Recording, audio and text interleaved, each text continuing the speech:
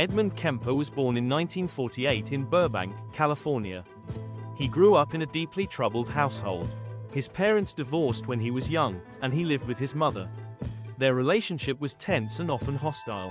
From early on, Kemper showed disturbing behavior. As a child, he displayed cruelty toward animals. He also developed an obsession with death and control. These warning signs went largely unnoticed. At age 15, Kemper committed his first shocking crime. He killed his grandparents in rural California. When questioned, he said it was to see what it felt like. He was sent to a state hospital for psychiatric evaluation. Doctors diagnosed him with severe mental disturbances. Yet after several years, he was released at age 21. He convinced officials he was rehabilitated.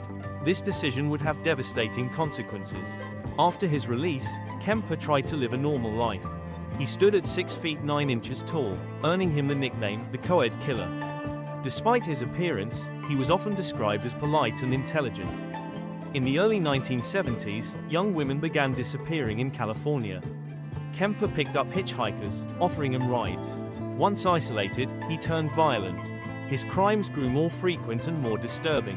Over the span of several years, he claimed multiple lives. His victims were often college students in the Santa Cruz area. The community lived in fear, unaware of who was responsible. Despite the brutality of his crimes, Kemper was able to avoid suspicion. He was friendly with local police officers, even socializing with them.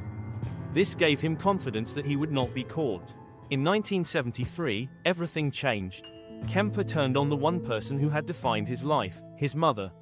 After killing her, he confessed to police by phone. Authorities were stunned by his calm and detailed admissions. When he was arrested, he showed no signs of resistance. During interviews, Kemper spoke at length about his actions. Psychologists noted his intelligence, but also his disturbing lack of empathy. In court, his confessions left little doubt about his guilt. He was convicted of multiple murders and sentenced to life in prison. Kemper was spared the death penalty due to California's laws at the time. Since then, he has spent his life behind bars. He has been interviewed extensively by psychologists and criminologists. His insights into his own behavior have been used to study the minds of violent offenders.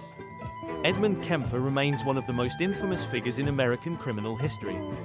His case is remembered not only for its brutality, but also for how someone so outwardly calm could hide such darkness.